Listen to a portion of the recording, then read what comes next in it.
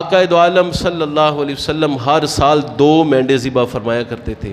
ہمیں اپنے آقا کی اس قدر نہیں ہم نے کی جس قدر کرنی چاہیے تھی، لیکن ہمارے آقا نے ہمیں کہاں پر یاد رکھا ہے۔ بخاری میں حدیث ہے، مسلم میں حدیث ہے، ابن ماجہ میں حدیث ہے، سنن نسائی میں حدیث ہے، ہر سال آقا کریم 2 مینڈے منگوایا کرتے تھے، اور حضور ان کی اس اعتبار سے ان کو خریدا کرتے تھے کہ دیکھ بھال کیا کرتے تھے۔ سینگوں والے مینڈے خریدتے جن کی آنکھوں والا حصہ کالا ہوتا، حدیث میں ینظران فی السواد، وہ کالے پن میں دیکھا کرتے تھے، یعنی آنکھوں کے ارد گرد والا حصہ ان کا سیاہ ہوتا تھا۔ یمشی فی السواد، ان کے پاؤں والا حصہ، گھٹنوں والا حصہ سیاہ ہوا کرتا تھا۔ اور حدیث کے اندر ہے کہ یاکلان فی السواد، وہ سیاہ میں کھایا کرتے تھے، یعنی منہ کا حصہ بھی ان کا سیاہ ہوتا تھا۔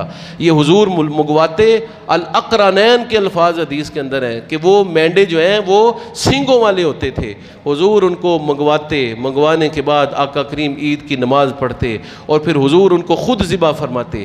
پہلا جب مینڈا ذبح کرتے تو حضور پڑھتے بسم اللہ اللہ اکبر اللہم منکا ولکا، اللہ تیری طرف سے اور تیرے لیے ہی ہے۔ پھر اس کو ذبح فرماتے، ذبح کرنے کے بعد دعا کرتے اللہم تقبل من محمد ومن آل محمد، اے اللہ اسے محمد صلی اللہ علیہ وسلم کی طرف سے اور میری آل کی طرف سے قبول فرما۔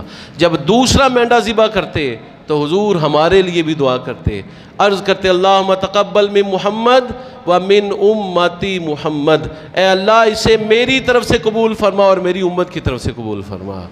ہمارے آقا ہماری طرف سے پہلے ہی قربانیاں فرماتے رہے ہیں، اور ایک حدیث میں یہ الفاظ ہیں اللہ ان میری امت کے لوگوں کی طرف سے قبول فرما جنہوں نے اس سال قربانی نہیں کی۔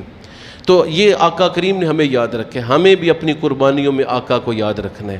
اپنے فوت شدگان کی طرف سے قربانیاں کریں، آقا کریم کی طرف سے قربانی کریں، لیکن یاد رکھیں کہ جس احباب کی وصال اس کا ہو چکا ہے، جس احباب کو اس دنیا سے گئے ہوئے یعنی دنیا سے وہ جا چکا ہے، اس احباب کی طرف سے اگر قربانی کرنی ہے، اس والدہ کی طرف سے قربانی کرنی ہے، مرحوم والد کی طرف سے قربانی کرنی ہے، تو گوشت کا ایک ٹکڑا بھی آپ گھر نہیں رکھ سکتے۔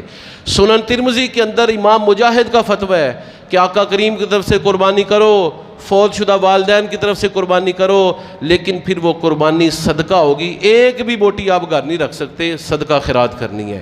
جو اپنی